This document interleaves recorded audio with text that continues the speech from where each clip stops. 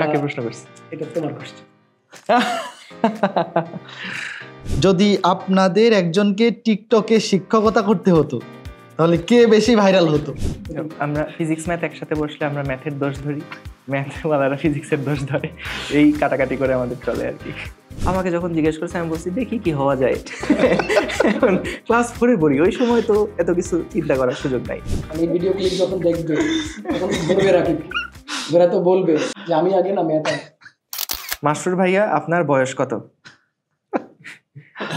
আমার বয়স হচ্ছে 11 বছর 12 মাস 2 দিন 2 ঘন্টা 1 মিনিট।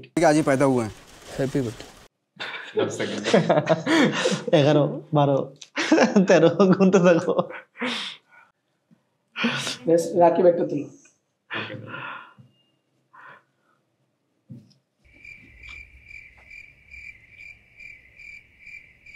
খুবই কঠিন কোয়েশ্চেন। শিক্ষকতা পেশা আপনাকে বিশেষভাবে কি শিখিয়েছে বলে আপনি মনে করেন, যা হয়তো অন্য কোনো পেশায় গেলে আপনি শিখতে পারতেন না? আসলে অ্যানসার দেন। बार-बार শুধু আমার উপরেই। শিক্ষকতা পেশা কি শিখাইছে?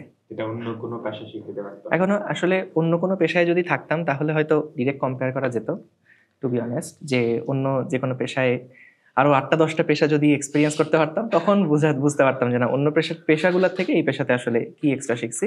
তবে এখানে আসলে সবসময় স্টুডেন্টদের যেই স্যাটিসফ্যাকশনটা থাকে ক্লাস করার পরে বা তারা উপকার পাওয়ার পরে যে স্যাটিসফ্যাকশনটা পায়, এইটা আসলে অন্য কোনো কিছু দিয়ে রিপ্লেসেবল কিনা এইটা আমি মনে করি না। আসলে যেইখানেই যাই না কেন, যেই কাজই করি না কেন, দেখা যায় যখন স্টুডেন্টরা কোনো একটা ভিডিও থেকে বা কোনো একটা ক্লাস থেকে উপকার পাচ্ছে, এইটা নিজেরা বুঝতে পারার পরে যে স্যাটিসফ্যাকশন কাজ করে, যে ভালো লাগা কাজ করে, এটা আসলে আমি জানি না অন্য কোনো পেশায় গেলে পেতাম কিনা। ইউটিউবের কমেন্টগুলো দেখা, ইউটিউবের কমেন্টগুলো, ফেসবুকের লাইভ ক্লাসের কমেন্ট, সবকিছু মিলাই। সহজ প্রশ্ন যেন পড়ে।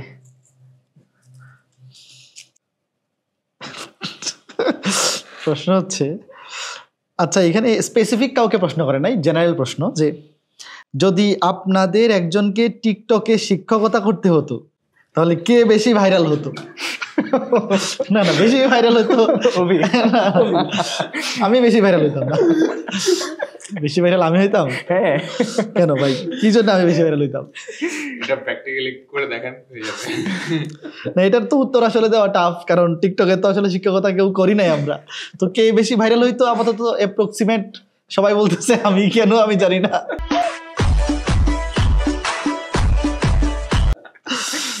আচ্ছা তাইলে তোমার অডিয়েন্স ধরে রাখার যে ক্যাপাসিটি, এটা আসলে অন্যরকম, মানে শর্ট টার্মের মধ্যে। তাহলে ভাই টিকটকে শিক্ষকতা শুরু করি। এটা 27 ব্যাচ দিয়ে শুরু করি নাকি? রেডি? যত দ্রুত পারা যায়। ঠিক আছে, পরবর্তী প্রশ্নে অপূর্ব দাদা। আচ্ছা এটা আমি রাখি। কোশ্চেন হচ্ছে, আপনারা যখন একসাথে বসেন তখন সবচেয়ে বেশি কোন বিষয় নিয়ে আলোচনা হয়? আমরা যখন একসাথে বসি সবচেয়ে বেশি কোন বিষয় নিয়ে আলোচনা হয়? कंट्रोल। স্টুডেন্টদেরকে নিয়ে অবশ্যই স্টুডেন্টকে নিয়ে আলোচনা হয় বেশি। বিভিন্ন কোর্স এবং স্টুডেন্টদের কিভাবে পড়াইলে আরো বেটার আউটপুট স্টুডেন্টরা দিতে পারবে, আমরা আরো স্টুডেন্টদের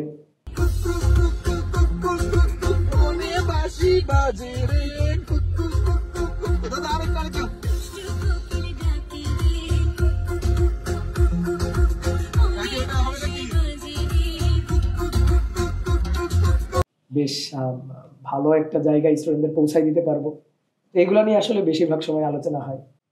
আমরা ফিজিক্স ম্যাথ একসাথে বসলে আমরা ম্যাথের দোষ ধরি, ম্যাথওয়ালারা ফিজিক্সের দোষ ধরে, এই কাটাকাটি করে আমাদের চলে আর কি। মাসুর ভাই নেন এবার। যদি এর থেকে না আসতেন এবং কোনো বাধা না থাকতো, যা ইচ্ছা তাই হতে পারতেন, তাহলে কোন প্রফেশনে যেতেন? রাকিব আগে শুরু করে, এটা সবাইকে বলবো এই প্রশ্ন। এটা তো আসলে ভাবি নাই। আমি যখন স্টুডেন্ট ছিলাম, ফাইনাল ইয়ারে ছিলাম, তখনই এর থেকে ঢুকে পড়ছি। এর থেকে যদি না থাকতাম, আমার ইচ্ছা ছিল যে শিক্ষক হওয়া, এটা হয়তো এর থেকে শিক্ষক বা অন্য কোথাও শিক্ষক, শিক্ষকতাই হয়তো থাকতাম। অভি? না, আমারও মোটামুটি সিমিলার টাইপেরই, যে পাশ করার পর, আমরা তো পাশ করার আগেই করোনা চলে আসে, তো আসলে এর আগেই করোনার জন্য মানে যখন চলে আসে তখন থেকে ভিডিও বানানো বা অনলাইন টেকের দিকে আস্তে আস্তে শিফট হয়ে যাওয়া। তবে যদি অনলাইন থেকে না আসতাম তাইলে ফ্যামিলির প্রেসারে হয়তো বিসিএস এর জন্যই ট্রাই করা হয়তো বা ওইদিকেই তখন ক্যারিয়ারটা সুইচ হইতে পারতো। অপূর্ব? ইউনিভার্সিটিতে থাকতে হচ্ছে কিছু ছোট ছোট শর্ট ফিল্ম বা এরকম কিছু আইডিয়া ছিল, তো অনেক আইডিয়া ছিল এক সময়, তো চেষ্টা ছিল এগুলা পরবর্তীতে একটু বড় রূপ দেওয়ার। এর থেকে ঢোকার কারণে সেটা হয় না। তো এই দিকে যাওয়ার একটা ইচ্ছা ছিল, মুভি টুভি বানানো বা ডিরেক্টর, এটা হওয়ার একটা ইচ্ছা ছিল। দাদা এটা এখনো হইতে পারে, হ্যাঁ এটা এখনো হন দাদা, আমরা অভিনয় করি দাদা, আমাদেরকে অ্যাক্টর বানাই, আপনি দাদা ডিরেকশন শুরু করেন। মুভিকে নিলে সুপার হিট। না আমরা দাদা রাজি আছি, আপনি যদি প্রডিউস এবং ডিরেক্টর আপনি হন তাহলে আমরা ওকে। রাকিব প্রডিউস করবে আর নায়ক অলরেডি उधर देखो देखो देखो ভুরিওয়ালা নায়ক। আচ্ছা, আমার ক্ষেত্রে হচ্ছে আমাকে ক্লাস 4 এ থাকতে একবার স্কুলে জিজ্ঞেস করছিল স্যাররা, মানে একজন স্যার ক্লাস এসে সবাইকে জিজ্ঞেস করছে কে কি হতে চাও। ফ্রেন্ডরা সব দাঁড়ায় বলছে ডাক্তার হতে চাই, ইঞ্জিনিয়ার হতে চাই, যে নর্মালি বলে। আমাকে যখন জিজ্ঞেস করছে আমি বলছি দেখি কি হওয়া যায়। ক্লাস 4 এ পড়ি, ওই সময় তো এত কিছু চিন্তা করার সুযোগ নাই, কিন্তু ছোটবেলা থেকে ইচ্ছা ছিল যে আমি বড় হয়ে ক্রিকেটার হব। আমার ক্লাস 4-5 এ 5-6 এ এই সময়টাতে আমি দেখা যেত শোয়েব আক্তারের বোলিং স্টাইল নকল করতেছি, মাশরাফির বোলিং স্টাইল নকল করতেছি, ব্রেটলি, হ্যাঁ এরকম মুরালীধরন, শেন ওয়ার্ন, যার ভাল লাগতো যার বোলিং তার বোলিং নকল করতাম। তো ওই ছোটবেলা থেকে মনে হতো যে না ক্রিকেটার হইলে মনে হয় ভালো হতো। তো যাই হোক, পরবর্তীতে একাডেমি লাইফে যখন চলে আসছি তখন আস্তে আস্তে যখন একদম ভার্সিটি লাইফে শুরু থেকেই যখন পড়ানো শুরু করছি তখন এটাই ভালো লাগা শুরু করছে। তো এরপরে আর ক্যারিয়ার সুইচ নিয়ে আর সেভাবে করে কখনো ভাবা হয় নাই। তো আলহামদুলিল্লাহ যে শুরু থেকেই আমরা যেই ট্র্যাকের মধ্যে পড়ে গেছি সেইটাই আসলে আমরা খুব এনজয় করি, এবং আমাদের দেখা যায় স্টুডেন্টদেরও যেভাবে আমরা সাপোর্ট দিতে পারছি, স্টুডেন্টরা যেভাবে উপকৃত হচ্ছে, এইটা যেমন স্টুডেন্টদের এন্ড থেকেও একটা পজিটিভ দিক, ঠিক তেমনি আমাদের এন্ড থেকেও আমাদের যে স্যাটিসফ্যাকশন লেভেলে যদি চিন্তা করি এই দিক থেকেও আসলে আমরা বেশ স্যাটিসফাইড। তো আলহামদুলিল্লাহ যা করছি আমরা সবকিছুই পজিটিভলি নিচ্ছি এখনো পর্যন্ত। কখনো কি ছাত্রদের কাছ থেকে কিছু শিখতে পেরেছেন? ছাত্রদের কাছ থেকে তো অনেক কিছুই শিখি। এই যে অফলাইনে ক্লাসগুলো যখন নেওয়া হয়, এতদিন ধরে যখন নিছি, মানে আসলে হয় কি আমাদের যে কোনো একটা কন্টেন্ট যখন আমরা গোছাই, অফলাইনে যখন প্রায় 9-10 বছর ধরে পড়াইছি, ওই সময় কিন্তু যেটা হইতো যে ক্লাসের একটা স্টুডেন্ট যখন একটা প্রশ্ন করতো, সেই প্রশ্নটার যে ওই উত্তরটা মাথায় রেখে পরের ক্লাসে একবারে আমার কন্টেন্টের মধ্যেই ওই প্রশ্নের উত্তরটা মানে একবারে দেখা যেত ইনজেক্ট করে দিচ্ছি। তো এতে করে সুবিধা হইতো কি, পরবর্তীতে যারা ক্লাস করতেছে ওদের কাছে লেকচারটা আরো কমপ্লিট লাগতো, মনে হইতো যে না ঠিক আছে আমি এই প্রশ্নটা মাথায় ছিল, ভাইয়া আগেই অ্যান্সার দিয়ে দিছে। তো ওদের ওই প্রশ্নগুলো আসলে অনেক বেশি হেল্প করছে। আর একই সাথে আসলে অনেক স্টুডেন্টের কাছ থেকে আসলে অনেক কিছু শিখছি।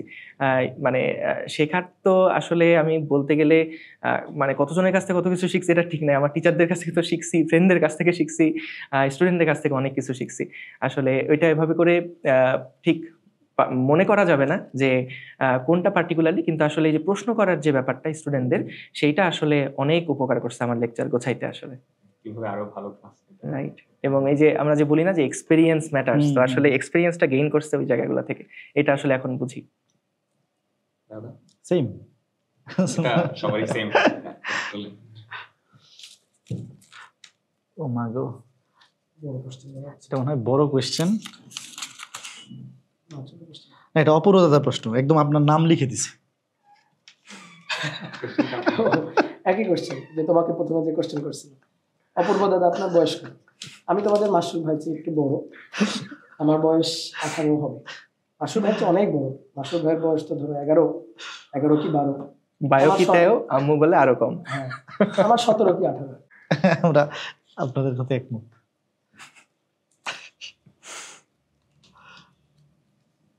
এটা মনে হচ্ছে একটু বড় কোশ্চেন।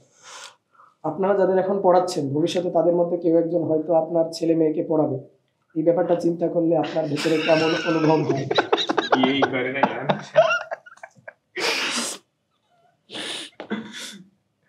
ভবিষ্যতে রাকিবুলের ছেলে মেয়েকে আমাকে পড়াইতে হবে,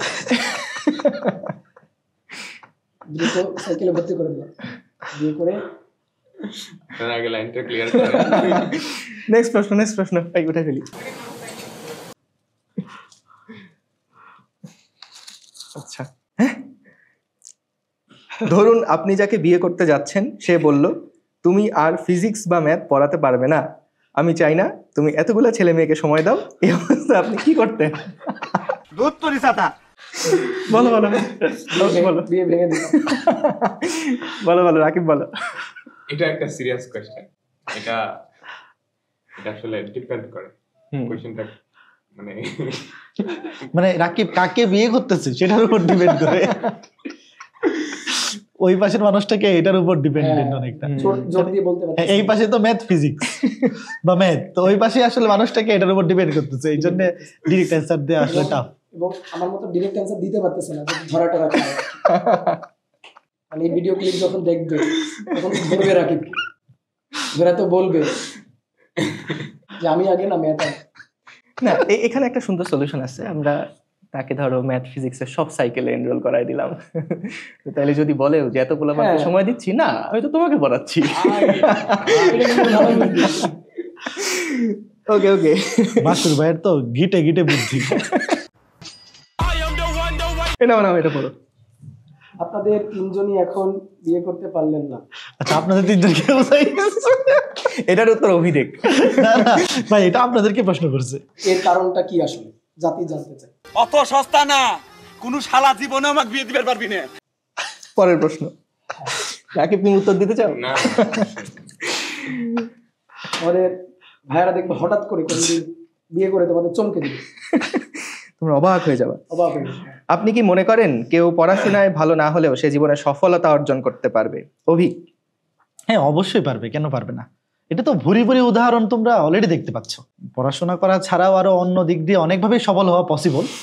তবে আমাদের দেশের প্রেক্ষাপটে আমি বলবো যে আসলে সবচেয়ে ইজিয়েস্ট ওয়ে হচ্ছে পড়াশোনা করে সফল হওয়া। তুমি যদি পড়াশোনা ছাড়া অন্য যে কোনো দিক দিয়ে, ধরো ক্রিকেটার, ফুটবলার, যে কোনো অ্যাথলেট, মানে যদি ওইগুলা দিক দিয়ে তুমি একদম বাংলাদেশে ধরো ফার্স্ট বা টপ পজিশনে যেতে চাও, তাহলে আসলে দেখতে যতটা ইজি, জিনিসটা অতটা ইজি না। মানে একজন অ্যাথলেট বা ক্রিকেটার বা ফুটবলার তুমি তাদেরকে দেখো, যারা আসলে মাঠে পারফর্ম করতে পারে না, তারাও আসলে ব্যাক এন্ডে অনেক বেশি পরিশ্রম করে, অনেক বেশি প্র্যাকটিস সেশনগুলো যে অ্যাটেন্ড করে, ওটা আসলে দেখে যতটা মনে হয় তার চেয়ে আরো অনেক কঠিন। আমি ফ্যাকাল্টি ক্রিকেট খেলছি, তো আমি জানি যে আসলে ক্রিকেট খেলার আগে কি পরিমাণ প্র্যাকটিসের মাধ্যমে একজন প্লেয়ারকে যাইতে হয়। তো এটা আসলে এর চেয়ে পড়াশোনা করা ইজি। আমার যখন মনে হইতো যে প্র্যাকটিসের আগে এই 1.5-2 ঘন্টা মানে ওয়ার্কআউট করাইতো, এই 5 রাউন্ড 6 রাউন্ড দৌড়াইতে হইতো, তো তখন মনে হইতো যে এই কাজের চেয়ে আসলে বসে 2-3 ঘন্টা পড়াশোনা করা অনেক ইজি। তো আমার সাজেশন থাকবে আসলে অন্যভাবে অবশ্যই মানে সাকসেসফুল হওয়া সম্ভব, বাট বাংলাদেশের প্রেক্ষাপটে পড়াশোনা করে সাকসেসফুল হওয়াটা অনেক ইজি। এর পাশাপাশি ধরো পড়াশোনাটা ঠিক রেখে অন্য দিক দিয়ে যদি আরেকটু বোনাস অ্যাড করা যায় তাহলে তো অবশ্যই খুবই ভালো। আচ্ছা, এখানে আমি অভির সাথে আরেকটা জিনিস ছোট্ট করে একটু অ্যাড করি, যে আসলে তুমি যেই সেক্টরেই যাও না কেন, পড়াশোনাটা কিন্তু আসলে সব সেক্টরেই লাগে। তুমি যদি ক্রিকেটারও হইতে চাও, সেইখানেও কিন্তু একটা রিসার্চের ব্যাপার আছে, পড়াশোনার ব্যাপার আছে, মানে অ্যাটলিস্ট শেখার ব্যাপারটা আছে, যে আমি কোচের কাছ থেকে শিখবো, আমার ফেলো যে প্লেয়ার্সরা আছে তাদের কাছ থেকে শিখবো। তো সেটা যেই সেক্টরে যাও, কোনো স্কিলেও যদি তুমি আসলে বস হইতে চাও, সেক্ষেত্রেও তোমার আসলে পড়াশোনা করাই লাগবে। তো আসলে সফলতা বলতে আমরা তো ওইটার পার্সপেক্টিভ আলাদা, কিন্তু যদি আমরা পড়াশোনার কথা বলি, এটা যে কোনো সেক্টরে তুমি যা যেখানেই যা কিছু করো না কেন, আসলে পড়াশোনার পার্টটা কিন্তু লাগবেই। এখন পড়াশোনা বলতে শুধু যদি একাডেমিকের কথা বলা হয় সেটা একরকম, কিন্তু যেই স্কিলই তুমি অর্জন করতে চাও না কেন, যেটা লেখাপড়া হোক, তোমার কোডিং হোক, সেটা তোমাদের ডিজাইনিং হোক, যেটাই করো না কেন, আসলে ওই লাইনে স্টাডি বা পড়াশোনাটা কিন্তু ম্যান্ডেটরি, এটা লাগবেই। একজন ইন্ট্রোভার্ট এবং ইনসিকিউর শিক্ষার্থী কিভাবে কনফিডেন্ট হতে পারবে? এটা সুন্দর কোশ্চেন।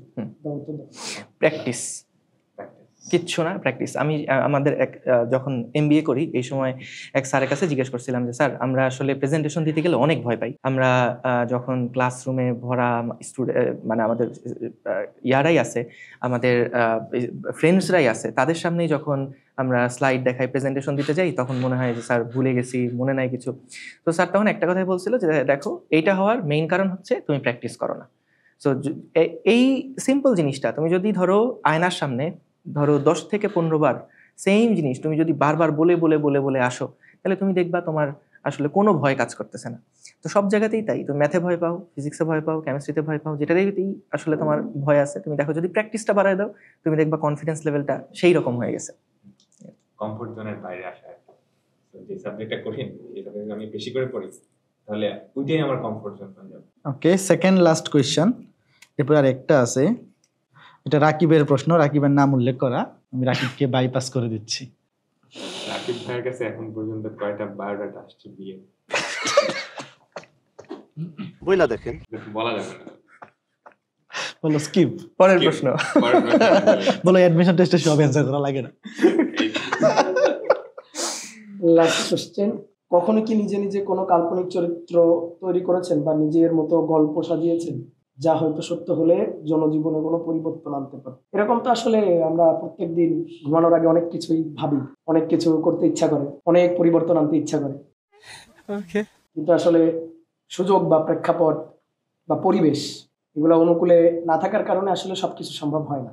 বাট আমরা চেষ্টা করি বা আমি চেষ্টা করি যে আমার যতটুকু করার ক্ষমতা, আমি যে সেক্টরে যতটুকু করতে পারি, তো আমি ওইটাই আমার বেস্ট দেওয়ার ট্রাই করি। তো এইভাবে আসলে আমি যেহেতু পড়াইতেছি তোমাদের, তো এইভাবে পড়ানোর মাধ্যমে আমি মনে করি আমি একটা বড় ইম্প্যাক্ট সমাজে ফেলতে পারতেছি। আগে যখন এডটেক ছিল না, কষ্ট হইতো, বিশেষ করে যারা প্রত্যন্ত অঞ্চল বা একটু নেট ফ্যাসিলিটির বাইরে, তাদেরকে আসলে একটা ভালো টিচারের কাছে পড়া বা একটা ভালো কন্টেন্ট পাওয়া, এটার জন্য অনেক পরিশ্রম করতে হইতো বা অনেক কাঠখড় পোড়াইতে হইতো। তো সেটা আসলে এখন প্রতিকূল পরিবেশটা অনুকূল হয়ে গেছে। তো এরকম আমরা চেষ্টা করি সবাই সবার জায়গা থেকে যতটুকু জনজীবনে প্রভাব ফেলা যায়। পরবর্তী এপিসোডে আবার দেখা হবে। তোমাদের পপুলার কোয়েশ্চেন যেগুলো ছিল আমরা অ্যান্সার দিয়ে দিলাম, এর পরবর্তীতে আবার তোমাদের প্রশ্নের উত্তর দিয়ে আমরা আরেকদিন আরেকটা পর্বে হাজির হব। সেই পর্যন্ত সবাই ভালো থাকো, সুস্থ থাকো, পরবর্তী এপিসোডে দেখা হবে। টাটা। টাটা।